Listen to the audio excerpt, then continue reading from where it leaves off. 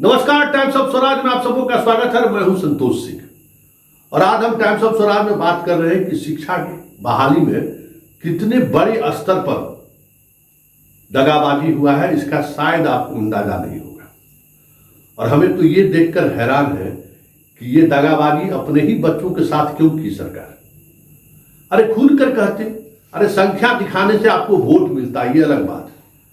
जब सब कुछ वोट में है तो आपको ये भी समझना चाहिए कि भाई इस वोट की राजनीति में अगर आप दगाबाजी करिएगा तो वो चीज़ें सामने भी आएंगी और बच्चों तक पता भी चल जाएगा, क्योंकि दगाबाजी आपकी छुपने वाली है नहीं।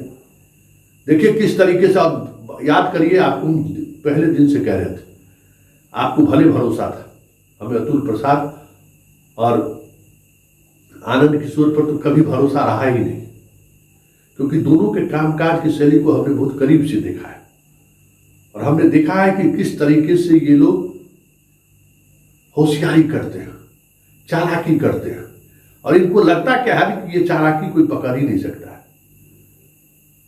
जबकि इस बिहार में एक से एक चालाकी को लोगों ने पकड़ा है। भले यहाँ नटवरलाल बिहार में हुआ, पूरे देश में आज भी नटवर जो भी उस तरीके से कुछ करता है तो उसको नटवरलाल ही कहा था, अपना ही बिहार का नटवरलाल था।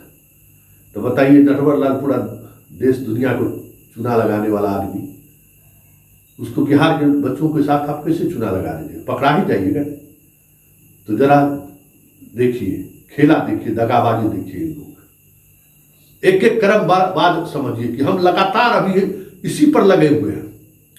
मेरा दुर्गा पूजा गया, कहीं दुर्गा पूजा इस बार माँ का झांकी भी देखने नहीं गए। इस बार डकावाला पर कैसे बना, कहाँ कहाँ क्या बना, गए भी नहीं।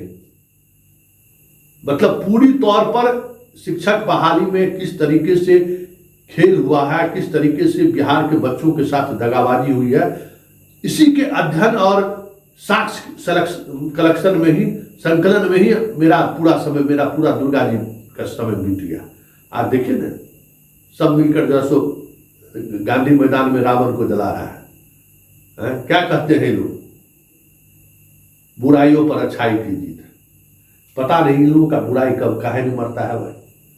हमरा नेतवन सबको बुराई मर जाए, अधिकारी लोगों को बुराई मर जाए, हे भगवान तो मार दीजिए इन लोगों को। काहे ना बेचारा रावण को मारते हैं, हर दशहरा में काहे रावण को वध करते? रावण तो प्रतापी था भाई, सीता को भी उठा के ले गया तो उस पर एक नजर नहीं डाला। यहाँ तो क्या करना है, उस पर तो करना ही बेमानी होगी। तो आइए पॉइंट पर बात करिए। देखिए खेला क्या, दगाबाजी क्या किया। देखिए याद होगा कि अपने बिहार पहले ऊपर की हम बात कर लेते, प्राइमरी वाले में तो इन्होंने ये किया है कि आर्थिक आधार पर जो 10% रिजर्वेशन मिलना था उसमें भी इन्होंने गड़बड़ी किया। बिहार के महिलाओं को ही सिर्फ रिजर्वेशन मिलना था, उसमें भी इन्होंने गड़बड़ी की। यूपी वालों को इन्होंने महत्व दिया है। अब यूपी से क्यों प्रेम है पता नहीं। आज बेगूसराय में हंगामा हुआ, गोपालगंज में हंगामा हुआ, बेतिया में हंगामा हुआ, सब जगह ये हो रहा है।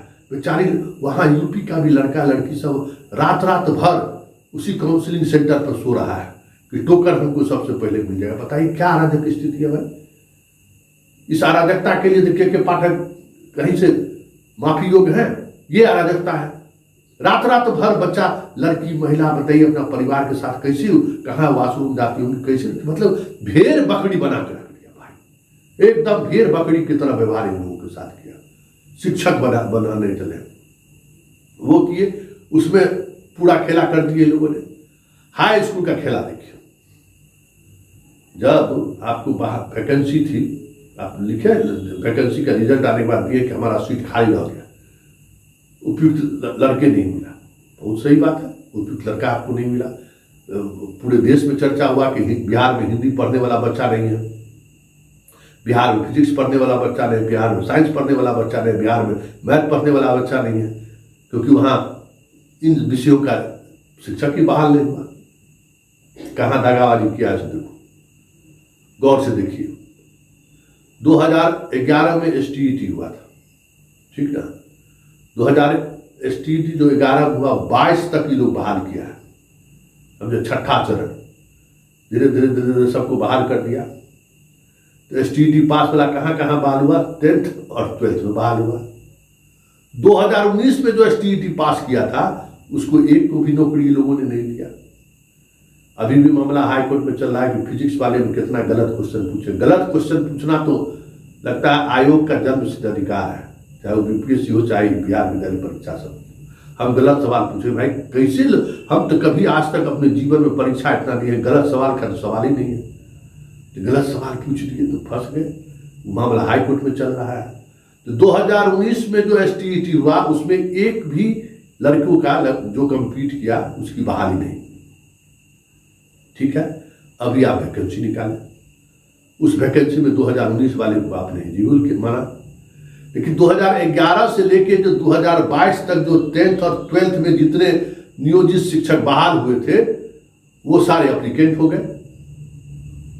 मतलब 2019 को लेकर 19 और 2011 दोनों साथ आ गए। अब खेला देखिए, 6800 लगभग उन लोगों ने भरा है।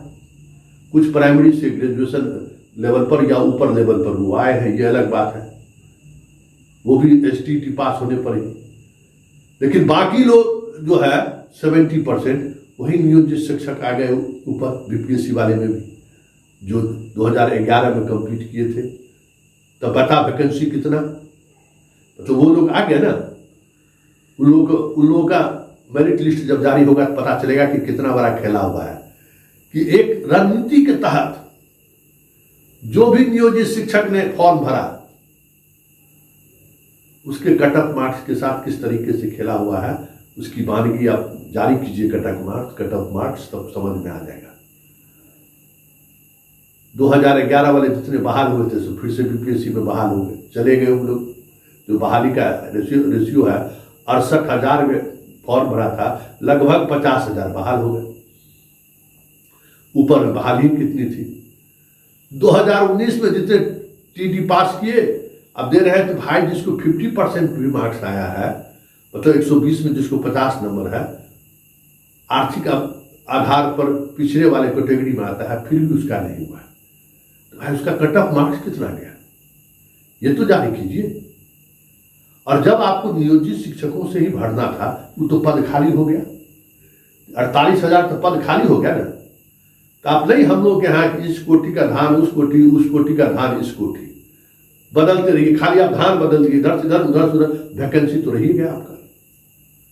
और वैकेंसी अब इतना ही नहीं रह गया, नियोजित शिक्षक भी आप जो किए ना कि यूपी वाला जितना बहाल हुआ उसका बॉर्डरिंग जिला में आप दे दिए, मुजफ्फरपुर, गोपालगंज, इन सब जिलों में जो आप दिए हैं, तो वहाँ का स्टूडेंट को आप भेज दिए सुपौल, महिला सबको भी एगो ज्वाइन करने के लिए नहीं जा रही है, समझ गए ना।